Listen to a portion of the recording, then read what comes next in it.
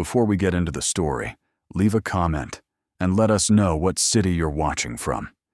And don't forget to rate the story from 0 to 10 at the end. Enjoy the story.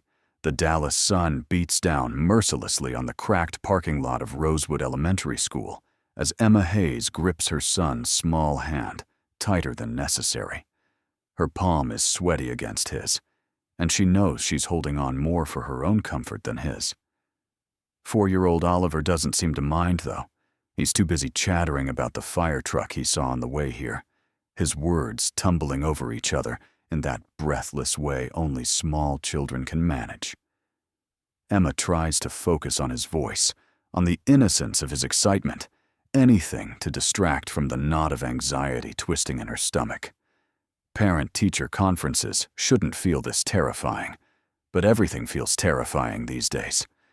Ever since she left Chicago 3 months ago with nothing but 2 suitcases, her savings account, and Oliver, life has been one continuous state of barely controlled panic. Dallas was supposed to be far enough away, big enough to disappear in, anonymous enough that her ex, Marcus, wouldn't think to look for them here. She'd changed her phone number, closed her social media accounts, and taken a job waitressing at an upscale steakhouse called the Midnight Grill under the table. Cash only, no questions asked. It wasn't much, but it was survival. Oliver's preschool was the one expense she couldn't cut. He needed stability, structure, other children. She couldn't let her mistakes steal his childhood, too. Inside the school, the hallways smell like crayons and industrial cleaner. Construction paper cutouts of autumn leaves decorate the walls, each one labeled with a child's name in cheerful marker. Emma spots Oliver's immediately. His leaf is orange and covered in so much glue it's still tacky to the touch. Her heart swells with pride and aches with guilt in equal measure. He deserves so much more than a mother on the run, living in a 1-bedroom apartment in a neighborhood where sirens wail every night. Miss Rodriguez, Oliver's teacher, greets them at the classroom door with a warm smile that doesn't quite reach her eyes. She's young, maybe late 20s, with kind eyes that seem to see too much. Emma's learned to recognize that look, the one people give when they suspect something's wrong but don't know how to ask. Come in, come in. She gestures them inside, and Emma notices the classroom is empty except for them. The other conferences must have finished already. They're the last appointment of the day. Miss Rodriguez's desk is neat, covered with graded artwork, and a framed photo of what looks like her family. Oliver immediately gravitates toward the reading corner, plopping down on a beanbag chair with a book about dinosaurs. Smart boy, Emma thinks, giving them space to talk. Miss Rodriguez settles into her chair and folds her hands on the desk. Her expression is carefully neutral, professionally concerned. Mrs. Hayes, Oliver is a wonderful student. Creative, kind to the other children, very bright for his age. Emma exhales slightly. That's good to hear. But there's something I wanted to discuss with you. The teacher pulls out a folder and opens it to reveal several drawings. Emma's breath catches. They're all variations of the same theme. A small figure, clearly Oliver, standing next to a much larger figure. A man. In some drawings, the man has dark hair. In others, he's wearing what looks like a suit. In one particularly detailed picture, the man is holding Oliver's hand. When I asked Oliver about these, Miss Rodriguez says gently, "He told me he's been drawing his daddy." Emma's hands clench in her lap. Oliver's father isn't in the picture. It's been just the 2 of us since he was born. That's what I thought.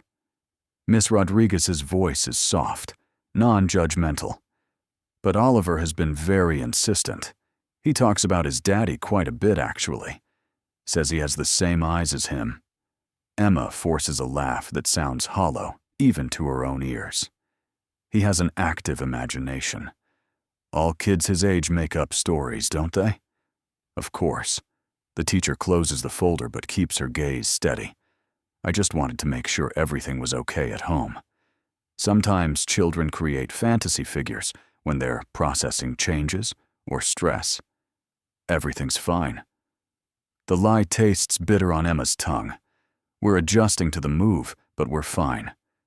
Miss Rodriguez doesn't push, but Emma can see she's not entirely convinced. If you ever need resources, support services, the school has programs. Emma nods, already standing, already reaching for Oliver. Thank you, but we're okay. Really. The walk back to the car feels longer than it should. Oliver skips beside her, oblivious to the tension radiating from his mother's body. Mommy, can we get ice cream? Not today, sweetheart. Maybe this weekend. He doesn't argue, which somehow makes Emma feel worse. He's learned not to ask for things, learned to read her moods, learned to be small and easy. 4 years old and already carrying the weight of her choices. She buckles him into his booster seat in the back of her aging Honda Civic, the one with the check engine light that's been on for 2 months, and slides behind the wheel. Her hands are shaking as she starts the engine. The drawings shouldn't bother her this much. Kids make up imaginary friends all the time. But something about the detail in those pictures, the specificity, makes her uneasy. Oliver has never known his father. Marcus isn't even listed on the birth certificate. She made sure of that. So, where is this coming from? Traffic on the highway is thick with rush hour congestion. Emma merges into the flow of vehicles, her mind elsewhere, still stuck on those drawings. She doesn't notice the black SUV 3 cars behind them. Doesn't notice how it matches her lane changes, maintains a consistent distance. Doesn't notice anything except the sound of Oliver singing softly to himself in the back seat, some song he learned at school. The Midnight Grill sits on the edge of downtown Dallas, all dark wood and leather booths, the kind of place where oil executives and businessmen come to talk deals over expensive whiskey. Emma's worked there for 2 months now, and she's good at being invisible. Smile, take the order, refill the drinks, collect the tip. Don't make eye contact. Don't engage beyond professional pleasantness. Don't be memorable. Tonight, though, she's distracted. Her section is mostly empty, just a couple celebrating an anniversary, and a lone businessman nursing a scotch at the bar. She goes through the motions automatically, her mind still replaying the meeting with Miss Rodriguez, still seeing those drawings of a man who doesn't exist. She's refilling water glasses when Marcus, the floor manager, not her ex, but confusingly sharing the same name, appears at her elbow. Emma, we need you on the private dining room tonight. Her stomach drops. The private dining room, where the VIP clients go, where visibility is unavoidable. I don't usually work that section. Emma keeps her voice steady, but inside she's already panicking. Jessica called in sick, and they specifically requested experienced staff. Marcus's expression brooks no argument. It's a big party, could mean a significant tip. You need this, don't you? The unspoken threat hangs between them. She does need this, desperately. The rent is due in 5 days, and she's still short $200. Okay. She sets down the water pitcher. What do I need to know? High-profile client. Very important. Professional, efficient, invisible. Marcus's eyes bore into hers. Don't screw this up, Emma. The private dining room is accessed through a separate entrance off the main restaurant floor, down a short hallway paneled in dark mahogany. Emma has walked past it dozens of times, but never entered. Now, standing before the heavy door, she takes a breath and knocks once before entering. The room is dimmer than the main dining area, lit by a chandelier that casts golden light across a long table set for 8. 7 men in expensive suits are already seated, their conversation pausing as she enters. But Emma's eyes lock immediately on the man at the head of the table, and her breath stops. He's younger than she expected for someone commanding this kind of attention, maybe mid-30s, with dark hair styled with casual perfection and a jawline that could cut glass. He wears a black suit that probably costs more than 3 months of her rent, and his eyes, dark and intense, find hers across the room and hold. For a moment, neither of them moves. Emma feels pinned by that gaze, like a butterfly under glass. There's something in his expression she can't name, something that makes her skin prickle with awareness and a thread of fear she doesn't understand. Then the moment breaks. She drops her gaze, smooths her apron, and approaches the table with her notepad. "Good evening, gentlemen. I'm Emma, and I'll be taking care of you tonight. May I start with drinks?" She moves around the table efficiently, taking orders, her pen flying across the page. Bourbon. Neat. Scotch on the rocks. A Manhattan. Extra cherries. When she reaches the man at the head of the table, she keeps her eyes on her notepad. "And for you, sir?" Macallan, 25. Neat. His voice is low, controlled, with an edge of something she can't identify. Texas accent, but refined. Educated. And Emma. She looks up before she can stop herself, startled that he used her name. His eyes are still on her, darker than she'd first thought, almost black in this light. "Bring a glass of water as well." Still, not sparkling. She nods, not trusting her voice, and escapes to the bar. Her hands shake slightly as she relays the drink order to the bartender. "You okay?" Kyle, the bartender, gives her a concerned look. "You look like you've seen a ghost." "I'm fine, just nervous." "VIP clients." He nods understandingly. "That's Roman Steele's table." "You know him?" Kyle lowers his voice. "Owns half of downtown Dallas. Real estate, development, some other businesses nobody talks about too loudly. Word is he's connected, if you know what I mean." Emma's stomach tightens. Connected. As in organized crime. As in exactly the kind of man she should stay far away from. "And I'm serving him dinner." "Lucky you." Kyle grins. He tips well, though. Really well. Just don't stare at him too long. Apparently, he doesn't like that. Emma carries the tray of drinks back to the private room, her professional mask firmly in place. She distributes them silently, efficiently, barely looking at anyone's face.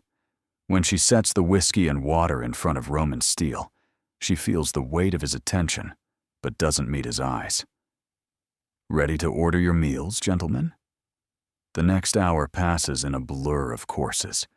She brings appetizers, clears plates, refills drinks, all while trying to remain as unobtrusive as possible. The men's conversation flows around her, business talk mostly. Real estate deals, development projects, mentions of permits, and city council members that sound more like threats than negotiations. She catches fragments, but tries not to listen too closely. Don't hear anything. Don't see anything. Don't be memorable. But Roman Steele keeps watching her. She can feel his gaze following her movements every time she enters the room. It's not overtly sexual or threatening, but it's intense, assessing, like he's trying to solve a puzzle she doesn't know she's presenting. When she's clearing the dinner plates, her phone buzzes in her apron pocket. She normally wouldn't check it during a shift, but Oliver's babysitter, Mrs. Chen from the apartment next door, knows to only call if it's urgent. Emma steps back against the wall and discreetly pulls out her phone. A text from Mrs. Chen. "Oliver won't stop crying. Says he had a nightmare. Asking for you. Can you call?" Emma's heart clenches. She looks at the table. They're between courses, engaged in conversation.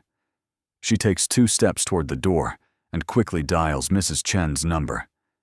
"Hey, it's me." "What's wrong?" Mrs. Chen's voice is apologetic. "I'm sorry to bother you at work. He woke up about 20 minutes ago crying. I've tried everything, but he keeps asking for you. Put him on." There's a rustling sound, and then Oliver's small, tear-choked voice comes through the line. Mommy? Hey, baby. Emma's voice automatically softens, slipping into the soothing tone she reserves for scraped knees and bad dreams. Mrs. Chen says you had a nightmare. I had a scary dream. His words hiccup with residual sobs. There was a bad man, and he was trying to take you away. Oh, sweetheart. Emma's eyes sting with tears. I'm safe. I'm at work. Nothing bad is going to happen to me, I promise. But when are you coming home? I miss you. Soon, baby. Just a couple more hours. And then, I'll be right there, okay? Can you be brave for me until then? There's a pause, a sniffle. Okay. I'll be brave. That's my boy. Now let Mrs. Chen tuck you back in, and I'll come give you extra kisses when I get home, okay? Okay. I love you, Mommy. I love you too, Ollie. More than all the stars. It's their special phrase, the one she's whispered to him every night since he was born. She ends the call and wipes quickly at her eyes, taking a breath to compose herself before turning back to the table, and freezes. The entire room is silent.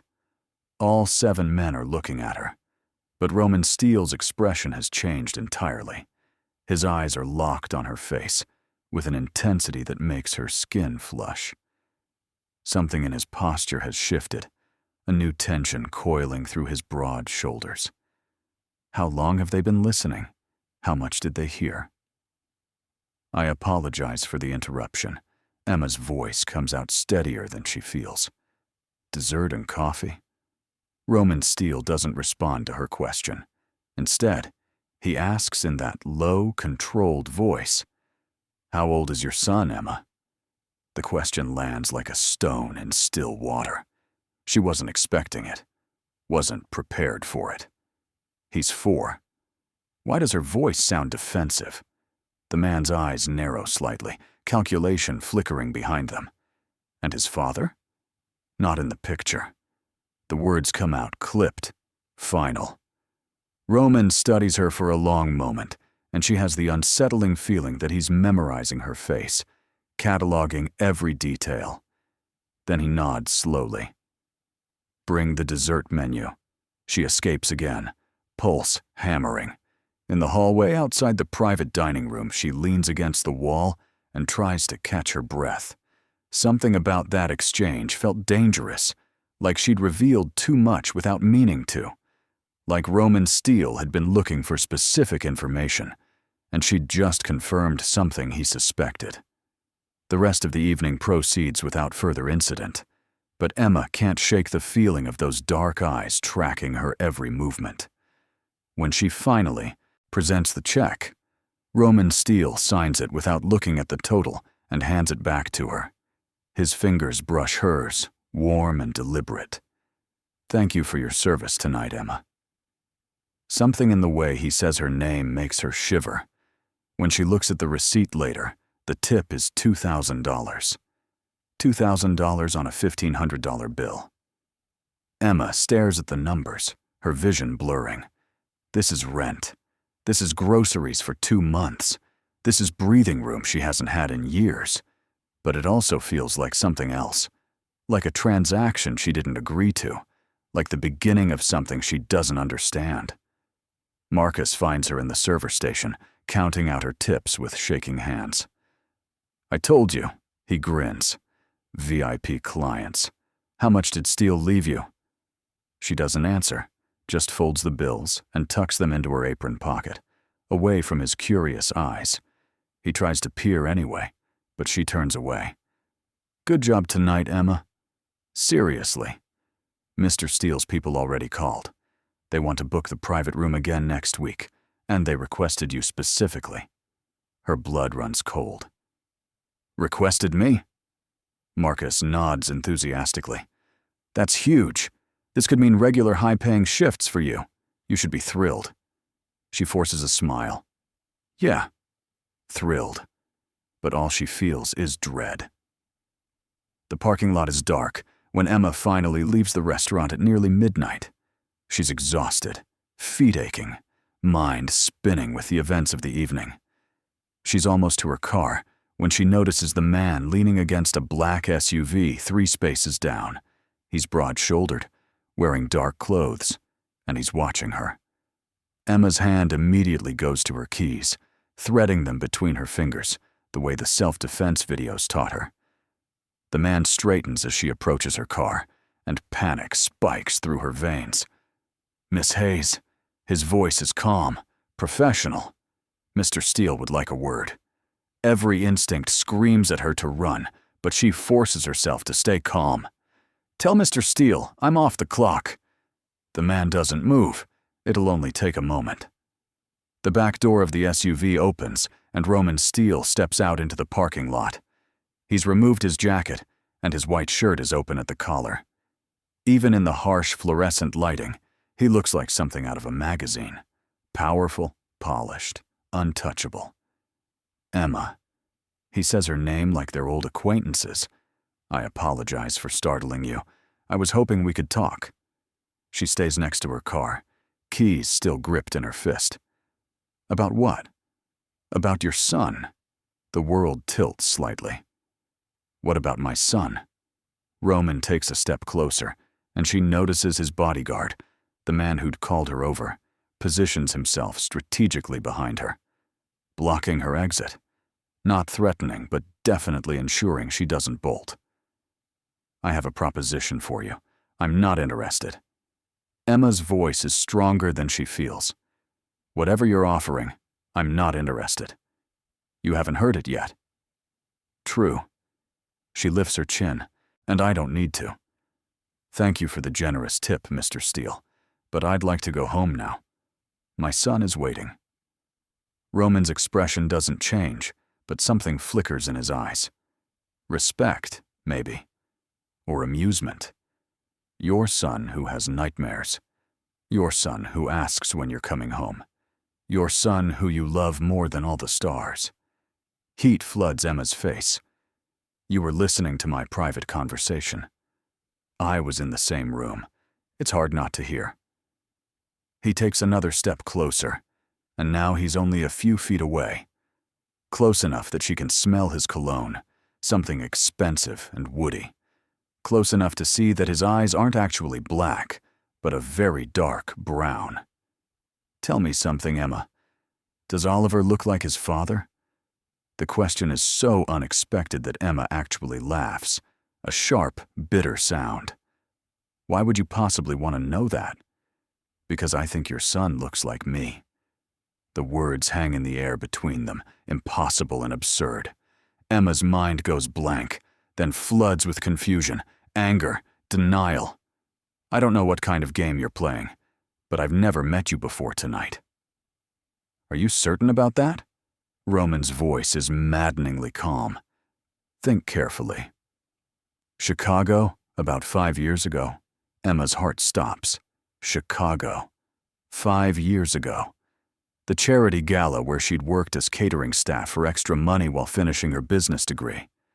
The event where she'd met a charming businessman who'd told her his name was Roman, who'd made her laugh for the first time in months, who'd taken her back to his hotel room and made her feel beautiful, desired, alive, who'd disappeared the next morning with nothing but a note saying business called him away and a phone number that turned out to be disconnected.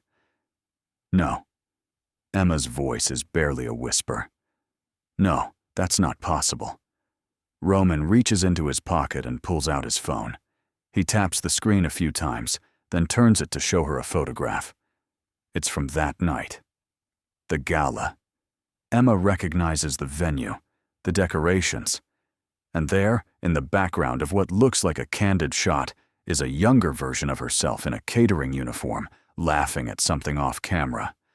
Roman is beside her, his hand on her lower back, looking at her with unmistakable interest. "I didn't know." Roman's voice is lower now, rough with something that might be emotion. "I didn't know you were pregnant. Didn't know I had a son." Emma's knees feel weak. She leans back against her car for support. "This can't be happening. You left. You disappeared. I tried to find you, but the number you gave me was fake. I had to move on, protect myself. I got back together with my ex, tried to make it work because I thought. She breaks off, unable to continue. You thought you needed a father for your child, Roman finishes. But it didn't work out. He hurt you. How do you? Emma's eyes widen. How do you know that? Because I've been looking for you for 5 years, Emma. And I finally found you 3 months ago when you moved to Dallas. He pauses. I've been watching you, making sure you and Oliver were safe. That's when he noticed. Oliver's eyes. The same unusual dark brown, almost black, the same shape. I have a son. Roman's voice cracks slightly on the word. A 4-year-old boy I've never met. Emma's mind is racing, fragments of memories colliding. The way Oliver had been drawing a man with dark hair. The insistence that he had his daddy's eyes. Had he somehow seen Roman? How? I've been careful. She's shaking now. I made sure Marcus couldn't find us. I changed everything. I know. Roman's expression softened slightly. And you did well. He never found you. But I did. Because I have resources Marcus could never dream of. Because finding people is what I do. Emma's whole body feels numb. This can't be real. This has to be some kind of manipulation. A tactic to what? What could Roman Steele possibly want from her? I want a DNA test, Roman says, as if reading her mind. I want to confirm what I already know in my gut. And if Oliver is mine, I want to be part of his life. No, the word bursts out of Emma. No, you can't just show up after 5 years and demand access to my son. Roman's jaw tightens. Our son. Potentially. That's what the test is for. You don't understand. Emma's voice rises, panic breaking through. I left Chicago to protect him. I built a life here. I can't let anyone from my past disrupt that. I'm not anyone from your past, Emma. I'm his father. And I'm not asking permission. I'm telling you how this is going to go. The words send a chill down her spine. This is the man people whisper about. The one with connections, with power, with resources that let him find people who don't want to be found. What are you threatening me with? Emma's voice shakes. Are you going to take him from me? Is that what this is? Something that might be hurt flashes across Roman's face. I would never take your son from you. He's your whole world. I can see that. But he's also my son, and I've already missed 4 years of his life. I won't miss any more. He pulls out a business card and holds it out to her. Tomorrow. Noon. This address. Bring Oliver. We'll do the DNA test and we'll talk, like civilized adults. Emma doesn't take the card. And if I don't show up, then I'll come to you. Roman's voice is gentle, but there's steel underneath. I know where you live, Emma. I know where Oliver goes to school. I know your shift schedule, your babysitter's name, and how much money you have in your savings account. This can be easy, or it can be hard, but it's going to happen. The casual revelation of how thoroughly he's invaded her privacy should terrify her. And it does. But beneath the fear is something else, a strange, twisted relief. Because if Roman Steele is Oliver's father, then Oliver has someone powerful protecting him. Someone Marcus could never touch. And maybe, just maybe, that means they're finally safe. She takes the card. Noon tomorrow. Just the DNA test. Nothing else. For now. Roman inclines his head. Thank you. His bodyguard steps aside, and Emma realizes she's free to leave. She gets into her car on shaking legs and starts the engine. Roman doesn't move as she backs out of the space, just stands there watching her go with those dark, intense eyes that might be Oliver's eyes. The drive home is a blur. Emma's mind can't process everything that's happened. She keeps replaying moments from that night 5 years ago. The way Roman had made her laugh, the way he'd looked at her like she was the only person in the room, the way she'd felt safe with him, safer than she'd ever felt with Marcus. And Oliver. Sweet, imaginative Oliver with his drawings of a man he'd never met. Had he somehow sensed his father's presence? Was that possible? By the time Emma parks in front of her apartment building, it's nearly 1 in the morning. Mrs. Chen opens her door as Emma approaches, her kind face creased with concern. He finally fell back asleep about an hour ago. Poor little thing was so upset. Thank you for staying late. Emma presses 2 of the 20s from her tip money into Mrs. Chen's hand. I really appreciate it. Mrs. Chen waves off the money but takes it anyway.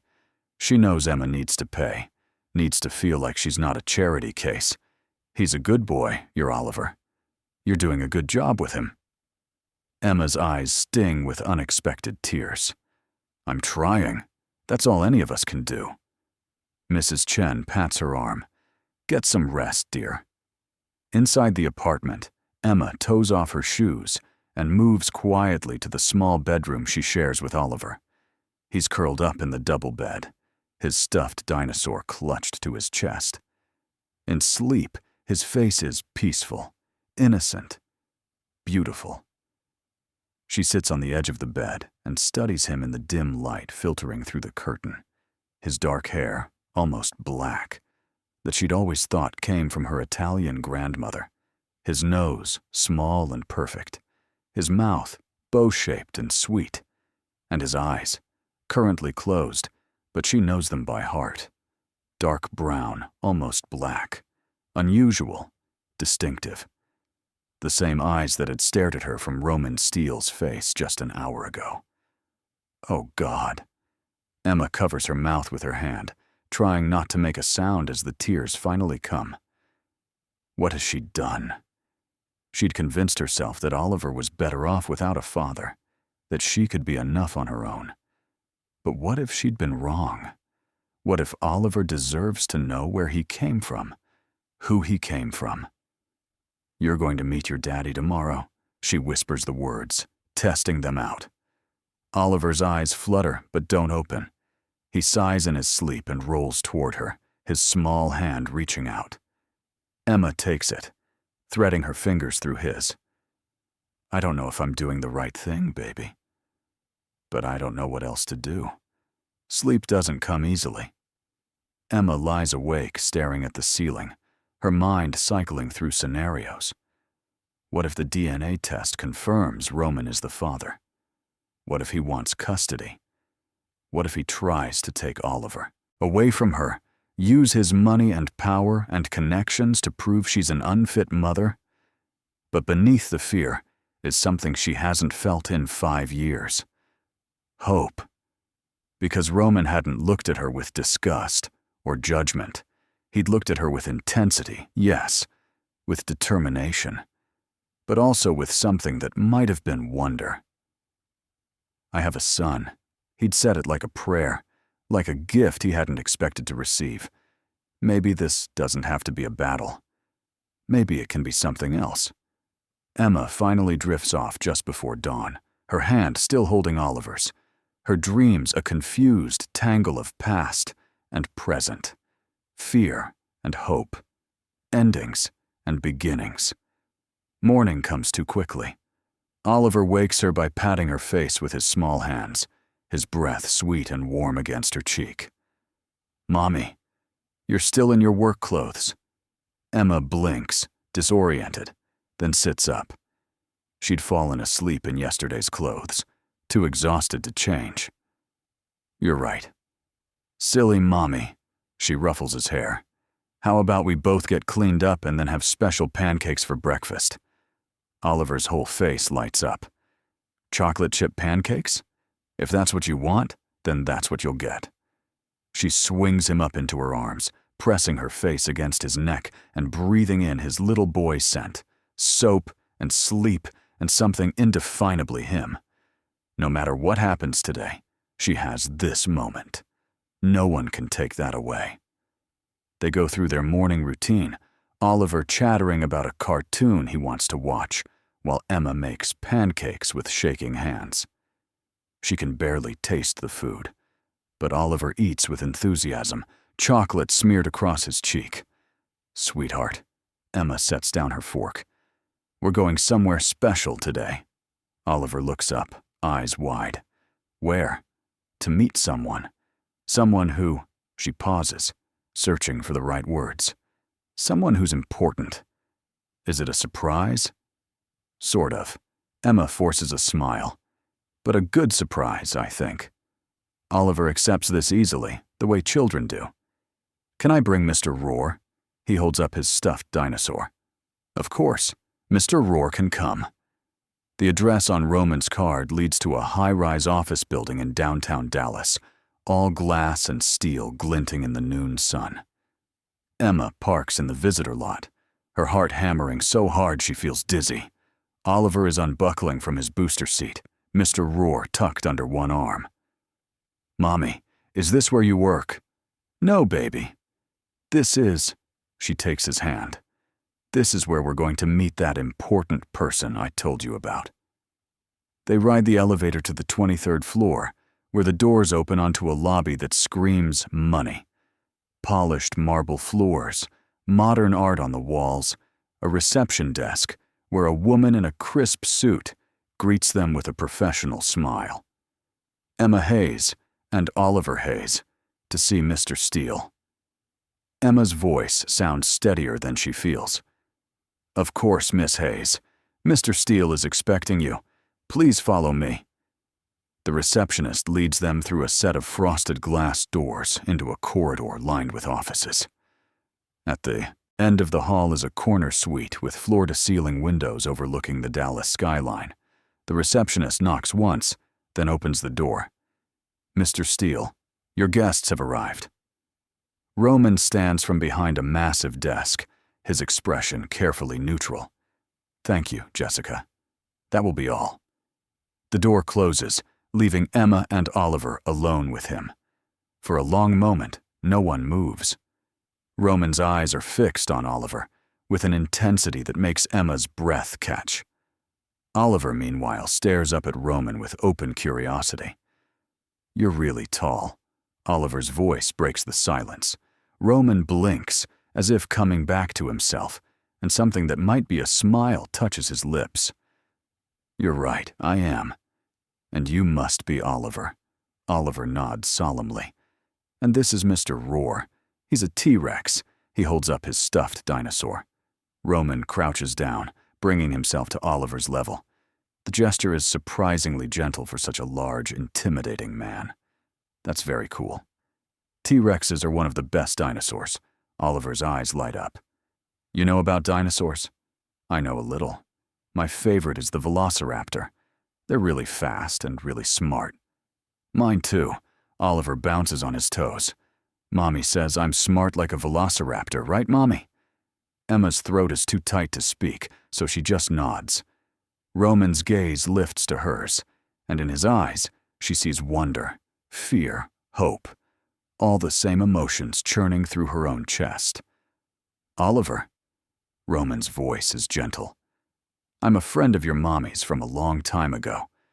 We're going to do something kind of fun today. Do you like science? Oliver nods enthusiastically. We did a volcano at school. It exploded. That sounds amazing. Roman stands, his hand resting briefly on Oliver's head, a touch so tender it makes Emma's eyes sting. What we're going to do is even easier than a volcano. A doctor is going to take a tiny swab from inside your cheek. It doesn't hurt at all, I promise. And then we'll know something important. Oliver looks uncertain, glancing at Emma. Mommy? It's okay, baby. Emma kneels beside him. Mr. Steele is right. It won't hurt. And after, we can get ice cream if you want. Oliver's uncertainty vanishes. Chocolate ice cream? Whatever flavor you want. As if on cue, a door to the side office opens, and a woman in a white coat enters. She has kind eyes and a warm smile. Hello, Oliver. I'm Dr. Martinez. I hear you're going to help me with a little science project today. The process takes less than 5 minutes. Dr. Martinez makes it feel like a game, having Oliver say, "Ah," while she swabs his cheek. then doing the same to Roman. Oliver watches with fascination as she seals the samples in labeled tubes. "All done," Dr. Martinez announces. "You were so brave, Oliver." She looks at Roman. "Results will be ready in 24 hours. I'll call you as soon as they come in." "Thank you." Roman's voice is steady, but Emma can see the tension in his shoulders. After Dr. Martinez leaves, Roman turns to Oliver. "So, about that ice cream. There's a really good place just downstairs. What do you say?" Oliver looks to Emma for permission, and she nods. They ride the elevator down in silence, Oliver between them, holding Mr. Roar. When he reaches up and takes Roman's hand without hesitation, Emma sees Roman's entire body go rigid. He looks down at the small hand in his large one, and when he looks back up at Emma, his eyes are bright with unshed tears. The ice cream shop is modern and cheerful, with dozens of flavors displayed behind glass. Oliver presses his face against the case, debating seriously between chocolate and cookies and cream. Roman crouches beside him, pointing out options, his voice patient and warm. He's good with him, Emma realizes with a start. Natural, like he's been waiting his whole life for this moment. Finally, Oliver settles on a double scoop of chocolate. Roman orders a coffee, and Emma gets a small vanilla, more to have something to do with her hands than because she's hungry. They sit at a small table by the window, Oliver between them, happily attacking his ice cream. "Why do you have the same eyes as me?" Oliver asks suddenly, looking up at Roman with chocolate-smeared curiosity. Roman freezes, his coffee cup halfway to his mouth. He glances at Emma, who nods slightly. "It's okay. Tell him. We might be related." Roman sets down his cup, giving Oliver his full attention. "That's what the test we just did will tell us. Are you my daddy?" The question is so innocent, so direct, that both adults are momentarily speechless. Roman's hand tightens on his cup, and Emma can see him struggling with what to say. "I don't know yet." Roman's voice is rough, "but I might be. And if I am, would that be okay with you?" Oliver considers this seriously, taking another lick of his ice cream. "Would you play dinosaurs with me?" Every day. The promise in Roman's voice is absolute. Oliver nods, satisfied. Then it's okay. And just like that, with the simple acceptance of a 4-year-old, something fundamental shifts. Emma feels tears sliding down her cheeks before she can stop them. When Roman's hand reaches across the table to cover hers, she doesn't pull away. They spend the next hour at the ice cream shop, Oliver chattering about preschool, his friends, his favorite cartoons. Roman listens with complete attention, asking questions, laughing at Oliver's jokes, looking at him like he's the most fascinating person in the world. Emma watches this unfold with a mixture of emotions so complex she can't untangle them. Fear, yes. This man has the power to disrupt everything she's built, but also relief, because she's been so alone for so long, and now, maybe she doesn't have to be. When Oliver starts to yawn, Emma checks her watch. It's past his nap time. We should probably head home. "Can Mr. Roman come?" Oliver asks, using the name he's apparently decided on. Emma looks at Roman, who's watching her carefully. If your mom says it's okay. Emma knows she should say no, should maintain boundaries. But the hopeful look on Oliver's face, mirrored in Roman's eyes, breaks down her resistance. For a little while. Just until you fall asleep for your nap. Oliver cheers, and Roman's expression softens into something that might be gratitude. The drive back to her apartment feels surreal. Roman follows in his black SUV, with Emma acutely aware of his presence behind her the entire way. Oliver talks the whole time, telling her how Mr. Roman knows all about dinosaurs and promised to take him to the museum. He said that? Emma glances in the rearview mirror at her son. Uh-huh. He said we could go see the really big T-Rex skeleton. Can we, Mommy? Please. We'll see, sweetie, her standard answer when she doesn't know how to respond. Pulling up to her apartment building, Emma feels a surge of embarrassment. The complex is old, paint peeling in places, the parking lot potholed. It's the best she can afford. But now, seeing it through Roman's eyes, it feels inadequate. If he judges her for it, though, his expression doesn't show it. He parks beside her and gets out, waiting while she unbuckles Oliver. Your apartment is on the second floor? Roman asks, his tone casual. Yes. Emma locks her car. It's not much, but it's home. Roman doesn't respond, just follows them up the external staircase. Inside, the apartment is small, but clean. Emma has tried to make it welcoming with Oliver's artwork on the walls and bright throw pillows on the thrift store couch. Oliver immediately drags Roman to the corner, where his toy box overflows with dinosaurs, cars, and building blocks. Look, I have a whole dinosaur family. Roman settles on the floor with surprising ease for a man in an expensive suit, and lets Oliver show him each dinosaur, explaining their names and which ones are friends. Emma watches from the kitchen area, arms crossed, heart aching. This is what Oliver has been missing. This easy male presence, someone to play with him, listen to him, take him seriously. After about 20 minutes, Oliver's yawns become more frequent. Emma intervenes. Okay, buddy, nap time. Oliver protests, but half-heartedly. Roman stands, brushing off his pants. Thank you for letting me stay, Oliver. Maybe I can come back another time? Tomorrow? Oliver asks, hopefully. We'll see.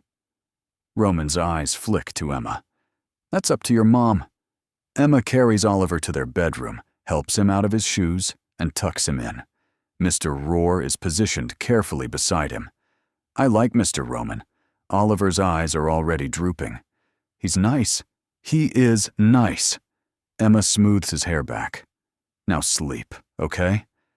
Love you more than all the stars. Love you more than all the stars.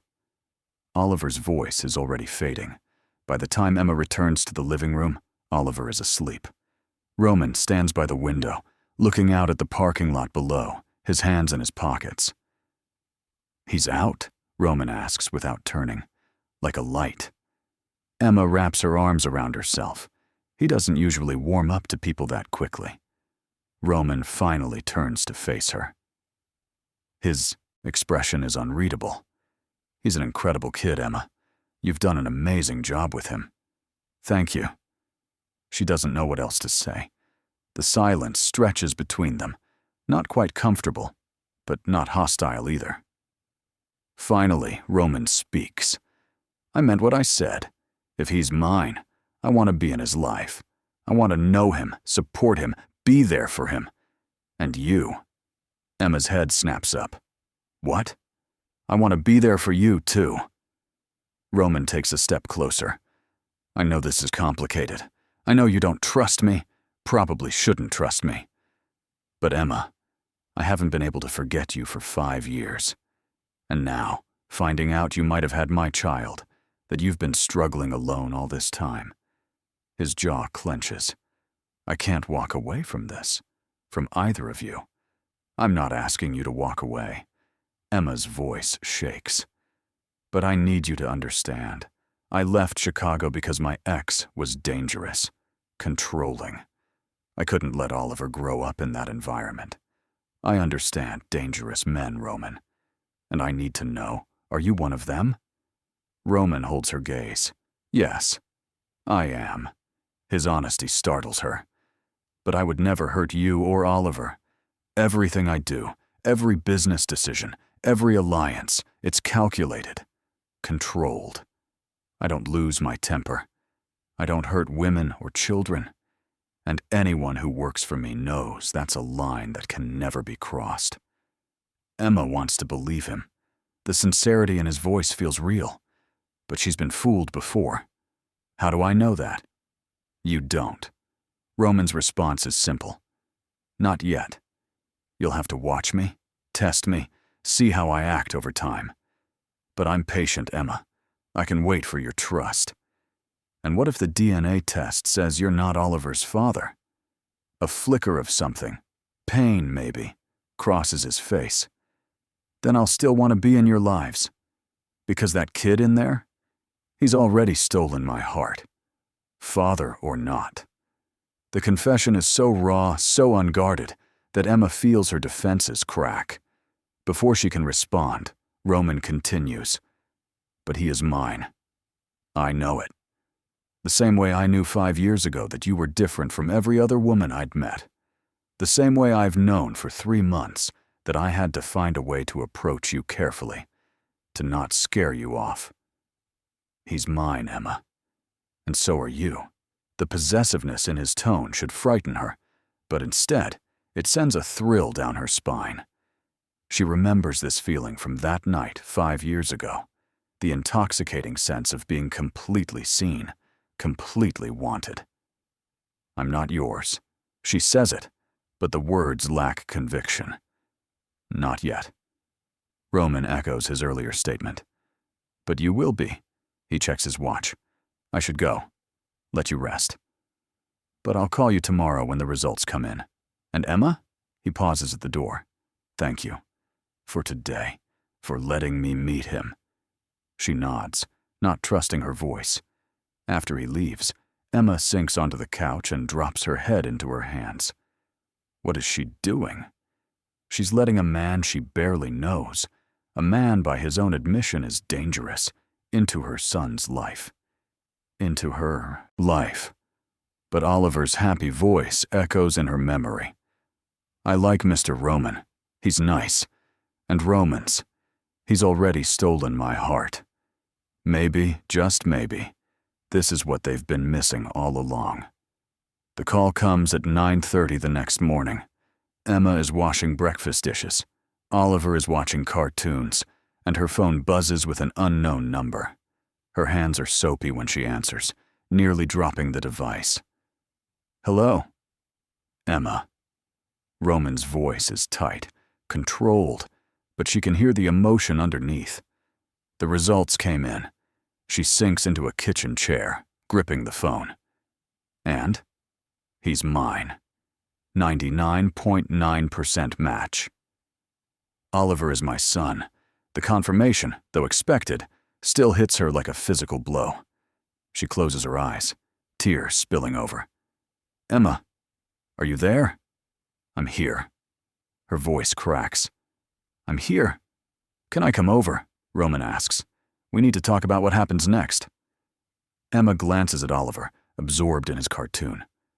Okay. Give me an hour. Roman arrives in less than 45 minutes. This time he's dressed more casually, dark jeans and a black button-down shirt, but he still radiates that aura of controlled power. Oliver runs to the door when Emma opens it, grabbing Roman's hand. Mr. Roman? Did you come to play dinosaurs? I did.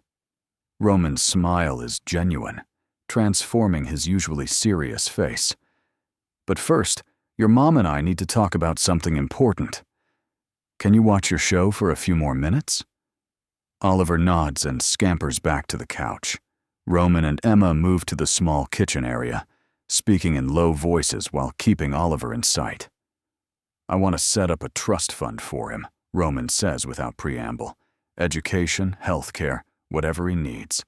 And I want to help with your expenses too. Rent, bills, I can. Emma shakes her head. I don't need your money, Roman. He's not a charity case, and neither am I. This isn't charity. Roman's voice is patient. He's my son. I've missed 4 years of supporting him. Let me do this now. Emma wants to refuse, wants to cling to her independence. But the truth is, she's been drowning financially.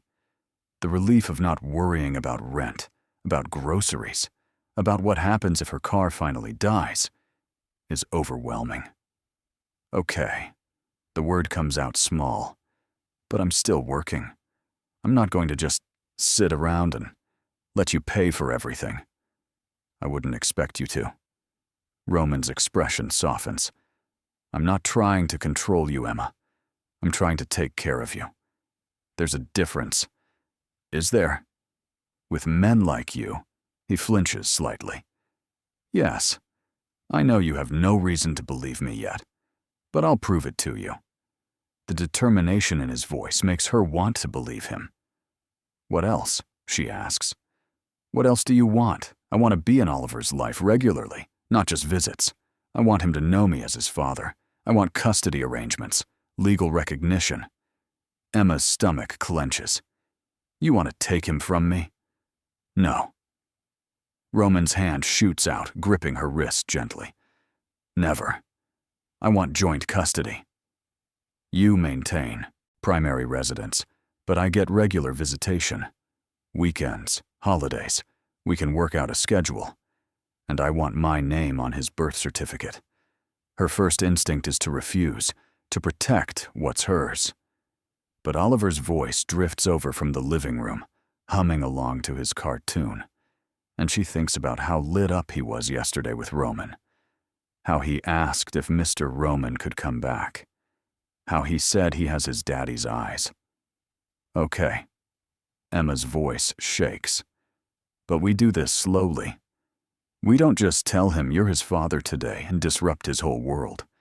We take time, let him get to know you, and when the moment is right, we tell him together. Roman's grip on her wrist softens, his thumb brushing over her pulse point.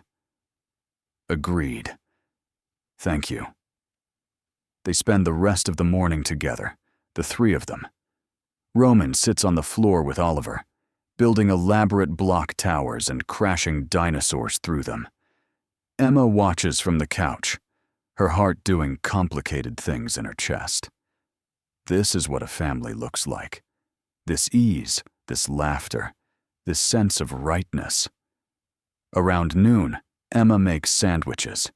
They eat at her small kitchen table, Oliver sitting between them, swinging his legs and telling Roman about his best friend at school, a girl named Mia who can run really fast. After lunch, Oliver climbs into Roman's lap with a book. Read to me. Roman's arms come around the small body automatically, protectively. Emma watches his face as he reads, the way his voice gentles, the way he points to pictures and asks Oliver questions. When Oliver's head starts to droop against Roman's chest, Emma expects Roman to shift him away. Instead, he adjusts his hold, cradling Oliver closer, and keeps reading in a softer voice until Oliver's eyes close completely. He fell asleep. Roman whispers, wonder in his voice. Emma moves to take Oliver, to carry him to bed. But Roman stands carefully, Oliver cradled against his chest. Show me where. She leads him to the bedroom, pulls back the covers, and watches as Roman lays Oliver down with infinite care. He smooths back Oliver's hair, his large hand so gentle against that small head. My son. The words are barely audible. My son. Back in the living room, the atmosphere shifts. They're alone now, no buffer of a child's presence. Roman turns to Emma, his expression intense. I need to tell you something. Emma's stomach tightens. What? I've been protecting you. Both of you. Ever since I found you 3 months ago. There's been someone watching your apartment building at night. My people. Making sure Marcus doesn't find you. The revelation should anger her. She should be furious about the invasion of privacy. But instead, she feels something else. Relief. You've been protecting us? Roman nods. I know what Marcus did to you. I have sources in Chicago. I know about the restraining order, the police reports. I know he threatened to kill you if you ever left him. Emma's breath catches, old fear rising. He doesn't know where we are. He won't. Roman's voice is hard now, all steel. I've made sure of it. And if he ever comes near you or Oliver, he'll regret it. The threat is clear, unambiguous. Roman Steele is a dangerous man, and he's just made it clear he'll use that danger to protect them. Emma should be horrified, should reject this violence, this darkness. But she's so tired of being afraid, so tired of looking over her shoulder. If Roman can make her safe, make Oliver safe, is that really such a terrible thing? Thank you. The words feel inadequate. Roman's expression softens. You don't have to thank me. You're the mother of my child. That makes you my responsibility. My family. I protect what's mine. There it is again, that possessiveness. And again, that thrill. I should go. Roman glances at his watch. Let Oliver wake up naturally. Tell him I had to go to work, but I'll see him soon. When will that be? Emma asks. Tomorrow? The day after? I'd like it to be every day, but I'll follow your lead.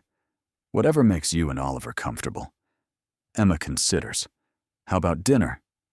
Tomorrow night. You could come here, or we could go out, or I could cook for you at my place. Roman's offer surprises her. You cook? I do. And my house has a pool. I bet Oliver would love that. The manipulation is subtle, but present. Of course Oliver would love a pool. What 4-year-old wouldn't? But Emma finds she doesn't mind. Okay. Dinner at your place tomorrow. I'll send a car for you at 5. I have a car. Emma's pride flares. I can drive myself. Roman looks like he wants to argue but restrains himself. Okay, I'll text you the address. She walks him to the door. Before he leaves, he turns back, his hand cupping her cheek. Thank you, Emma. For today. For Oliver. For giving me a chance. His touch is warm, his palm rough against her skin. Emma finds herself leaning into it without meaning to. Just don't make me regret it. I won't. The promise is simple, absolute. Then he's gone, and Emma is left standing in her doorway, her cheek still tingling from his touch, her life completely transformed in the span of 48 hours. The next day crawls by. Emma calls in sick to work, unable to face serving tables, when her entire world has shifted on its axis. She spends the time with Oliver, playing games, reading books, trying to memorize every detail of this moment before everything changes again. At 4:30, she starts getting ready. She doesn't own anything fancy enough for dinner at a billionaire's house, but she does her best with a simple navy dress and sandals. Oliver wears his favorite dinosaur shirt and cargo shorts. You look pretty, Mommy, Oliver announces, as Emma checks her reflection for the 10th time. Thank you, baby. You look very handsome. Are we really going to Mr. Roman's house? His eyes are bright with excitement. We really are. And he said there's a pool, so we packed your swim trunks just in case. Oliver bounces on his toes. This is the best day ever. Emma's heart clenches. If only everything could stay this simple, this innocent. The address Roman texted leads them out of the city into an exclusive area Emma has only seen from the highway. Gated communities with names like Preston Hollow and Highland Park. When she pulls up to the address, her jaw drops. It's not just a house, it's an estate. Stone and glass and modern architecture set back from the street behind iron gates. Emma pulls up to the intercom, her hands sweating. Hello? This is Emma Hayes. The gate swings open immediately, and a voice comes through the speaker. Welcome, Miss Hayes. Please follow the drive to the main entrance. The driveway curves through manicured lawns and past a fountain before reaching the house. Roman is waiting at the front door, dressed in dark slacks and a white shirt rolled up to his forearms. Oliver is out of the car before Emma can even unbuckle, running to Roman with his arms outstretched. Mr. Roman, you have a castle. Roman catches him, lifting him easily. It's just a house, buddy. But I'm glad you like it. Come on, let me show you around. Emma follows them inside, trying not to gape at the soaring ceilings, the modern art, the floor-to-ceiling windows overlooking a backyard that includes not just a pool, but a pool house, outdoor kitchen, and what looks like a sports court. "Can I swim?" Oliver asks immediately, spotting the pool. "After dinner." Roman's tone is gentle but firm. "I thought we could eat first. Then you can swim while it's still light out. How does that sound?" Oliver accepts this with surprising ease. "Okay. What's for dinner?" "I made chicken tenders and mac and cheese."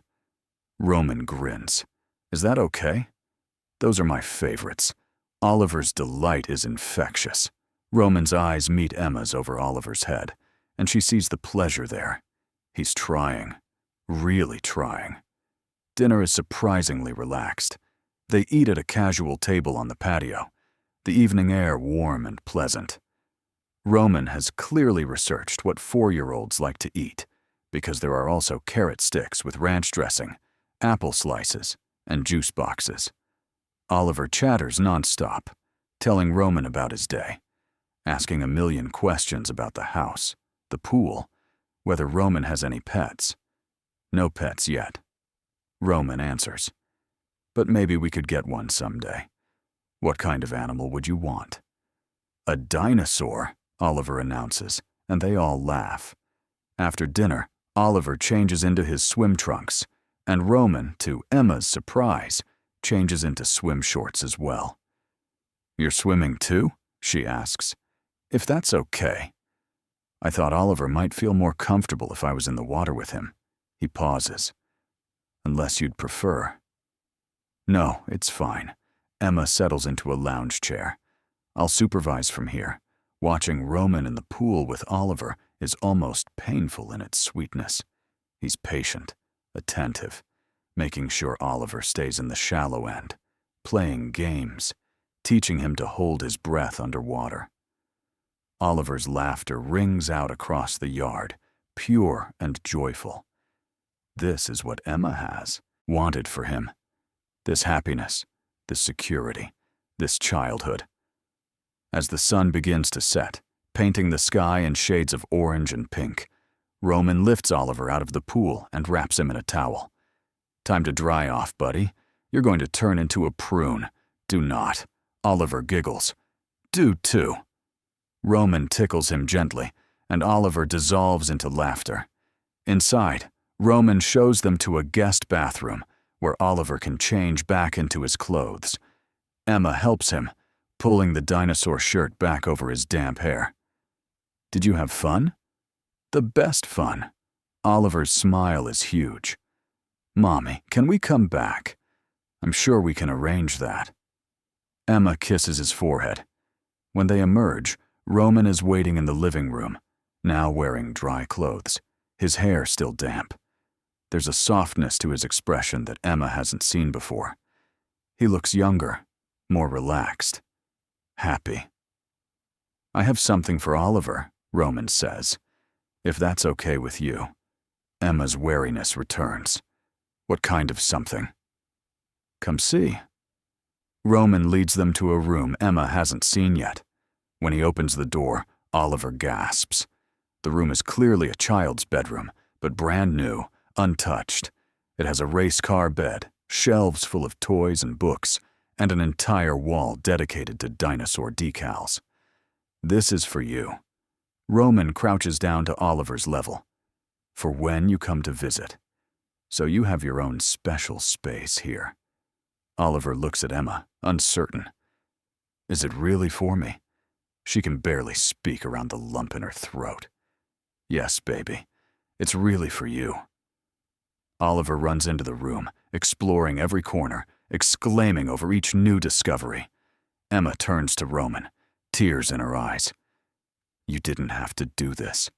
I wanted to." Roman's voice is soft.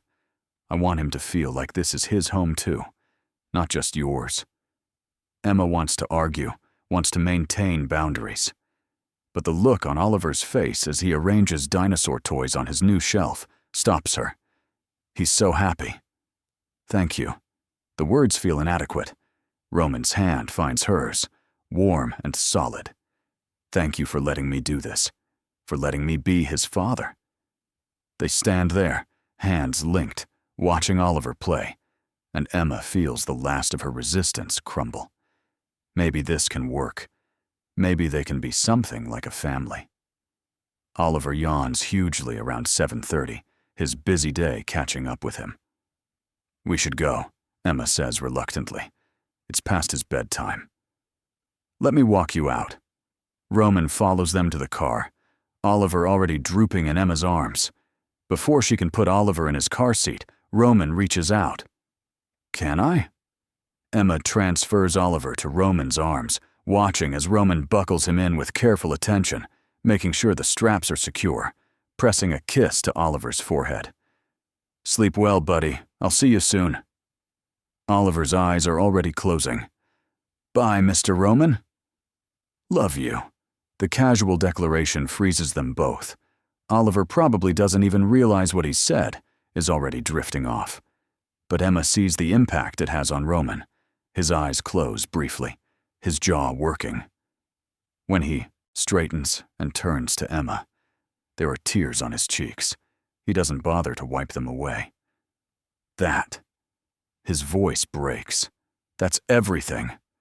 Emma's own tears spill over. She reaches up without thinking and cups his face, her thumb brushing away the moisture. He's a very loving kid. He doesn't say it unless he means it. I'll treasure it. Roman's hands come up to cover hers. Every day for the rest of my life. They stand there in the gathering darkness, the space between them charged with emotion and possibility. When Roman leans down, Emma doesn't pull away. The kiss is soft, tentative, asking permission. Emma grants it, her lips parting under his. It's nothing like the passionate encounter 5 years ago. This is different. Slower, deeper, weighted with meaning and promise. When they part, Roman rests his forehead against hers. Come back tomorrow, and the day after, and every day after that. I want you here, Emma. Both of you. Emma doesn't know what to say. Roman silences her with another soft kiss. You don't have to answer now. Just think about it. She nods, climbing into her car on shaky legs. As she drives away, Roman stands in the driveway watching until her taillights disappear. The next week passes in a blur of dinners at Roman's house, afternoons by the pool, mornings where Roman shows up at Emma's apartment with coffee and pastries. He's integrating himself into their lives with determined patience, and Emma finds her resistance wearing away. Oliver adores him. More than that, Oliver needs him. And maybe Emma is starting to realize. So does she. It's been 2 weeks since the DNA test, when Roman brings up the subject Emma has been dreading. They're at his house again, Oliver splashing in the pool with inflatable arm floaties, Emma and Roman sitting side by side on lounge chairs. I think it's time we tell him, Roman says quietly. Tell him the truth about who I am. Emma's stomach clenches, but she nods. She's known this was coming. You're right. He should know. That night, after dinner and swimming, they sit Oliver down in the living room. He's in his dinosaur pajamas that Roman bought for him, freshly bathed and sleepy-eyed. Oliver, sweetie. Emma takes his small hands. Mr. Roman and I need to talk to you about something important. Oliver looks between them, suddenly alert. Am I in trouble? No, baby, not at all. Emma glances at Roman, who nods encouragingly. You know how you've been asking about your daddy? Oliver nods solemnly. Well, Emma's voice shakes. Mr. Roman is your daddy. Oliver's eyes widen. He looks at Roman, then back at Emma. Really? Really? Roman's voice is thick with emotion. I'm your father, Oliver. I didn't know about you until recently. But now that I do, I want to be part of your life. If that's okay with you. Oliver processes this with the seriousness of a child trying to understand something big. So you're my daddy, like Mia's daddy picks her up from school? Exactly like that. Roman kneels in front of Oliver. I know this is confusing, but I promise I'm not going anywhere. I'm going to be here for you always. Do I have to call you Daddy now? Oliver asks uncertainly. You can call me whatever makes you comfortable. Mr. Roman is fine, or Dad, or Daddy, or Roman. Whatever feels right to you. Oliver considers this. Can I think about it? Of course. Roman's smile is gentle. Take all the time you need. Okay. Oliver yawns. Can I go to bed now? Emma laughs through her tears. Yes, baby. Let's get you to bed. They tuck him into the race car bed in his room at Roman's house. Oliver has been spending more nights here lately, the three of them falling into a routine that feels more natural every day. After Oliver is asleep, Emma and Roman retreat to the living room. Roman pours them both a glass of wine, and they sit on the couch, the silence comfortable. That went better than expected, Emma says finally. He's resilient. Roman's arm rests along the back of the couch, his fingers playing with the ends of her hair, like his mother. Emma turns to look at him, really look at him. In the soft lamplight, his features are relaxed, the hard edges softened. This powerful, dangerous man who has somehow become her partner in parenting, her support system, her... What are we doing, Roman? She asks softly. What do you mean? This. Us. We're co-parenting, but it feels like more than that. It is more than that. Roman sets down his wine glass and turns to face her fully. At least I want it to be.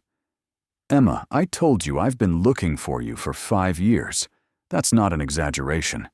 You've been in my head, in my dreams, every single day since that night in Chicago. And now, finding out about Oliver, getting to know you again, seeing what an incredible mother you are. He cups her face. I'm falling in love with you. Has been falling in love with you since the moment you walked into that private dining room. Emma's breath catches. Roman.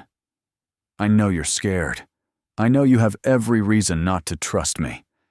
But I'm asking you to give us a chance, not just for Oliver, but for us. Move in with me. Let me take care of you both. Let me be your family. Tears stream down Emma's face. I'm terrified. I know. His thumb wipes away her tears. But I promise you, Emma, I will never hurt you. Never control you. Never make you feel trapped. You'll always have your freedom, your choices. I just want to be there to support you while you make them. Emma thinks about the past 2 weeks, how Roman has been patient, respectful, never pushing her boundaries, how he's been present for Oliver, showing up every single time he said he would, how he's made her feel safe for the first time in years. Maybe it's time to stop running.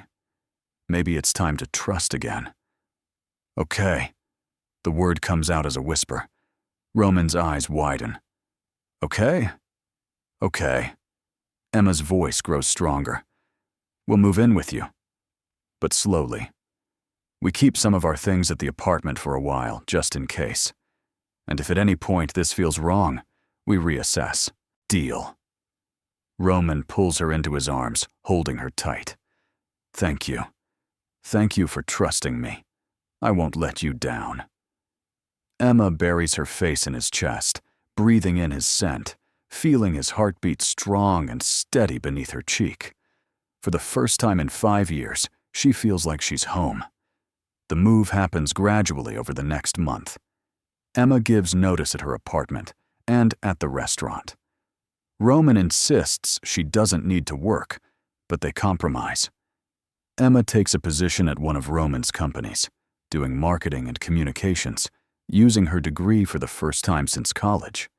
It gives her independence and purpose, while allowing her flexibility to be there for Oliver. Oliver adjusts to his new life with the resilience of childhood. He starts calling Roman Daddy about 3 weeks in, casual and natural, like it was always meant to be. Roman's face the first time Oliver calls him, that makes Emma fall a little bit in love with him herself. Because it is love. She can't deny it anymore. The way her heart lifts when Roman comes home from work. The way she feels safe in his arms at night. The way he looks at her like she's precious, valuable, his. 3 months after they move in, Roman takes Emma on their first official date. Just the two of them. Mrs. Chen, who has become Oliver's regular babysitter, even in this new fancy house, stays with Oliver, while Roman takes Emma to an elegant restaurant downtown.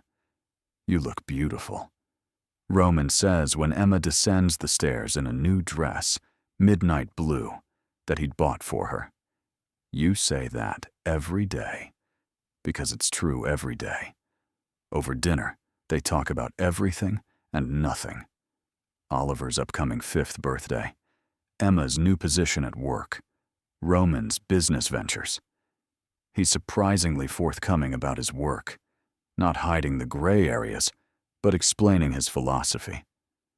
"I don't hurt innocent people," he says seriously. "Everything I do, every deal I make, I calculate the cost, and I make sure the only people who pay are those who deserve to." Emma knows she should probably be more concerned about the implications, but she's seen how Roman operates. Calculated, yes. Dangerous, absolutely.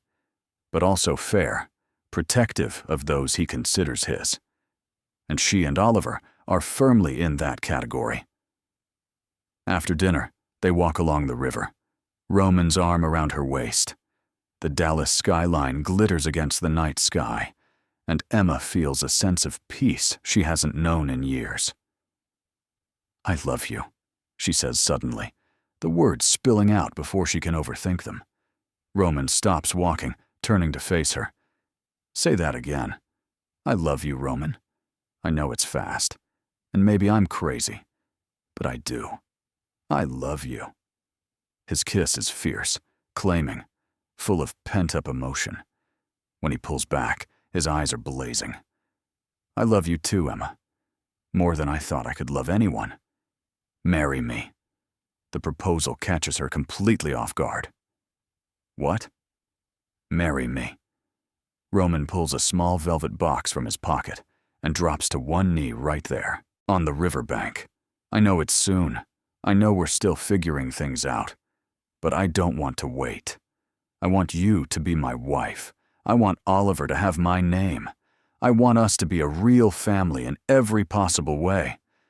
Emma's hands fly to her mouth, tears streaming down her face. "Roman, if it's too soon, I'll wait." Roman's voice is urgent. "I'll ask again in a month, in 6 months, in a year. However long you need. But know that my answer is never going to change. I want you. Forever." Emma drops to her knees in front of him, framing his face with her hands. "Yes." She laughs through her tears. "Yes, I'll marry you." The ring is perfect. A simple diamond on a platinum band. It slides onto her finger like it was made for her. They kiss there on the riverbank, the city lights reflecting off the water. Two broken people who have somehow found healing in each other. When they get home, Oliver is still awake, fighting bedtime as usual. He takes one look at their faces and grins. "You look happy." "We are happy." Roman lifts Oliver into his arms, and we have news. "Your mom and I are getting married." Oliver's eyes go wide, like a princess and a prince. Exactly like that. Emma kisses his cheek. "So you and I are going to live here forever?" "Forever," Roman confirms. "And you're going to officially become Oliver Steele, if you want to." Oliver considers this seriously. "Will I still be me?" "Always," Emma assures him. "You'll always be our Oliver." Then okay. He yawns hugely. "Can I go to sleep now?" They put him to bed together, this family they've built from pieces of the past. After Oliver is asleep, Roman leads Emma to their bedroom. They make love slowly, tenderly, sealing their promises with their bodies.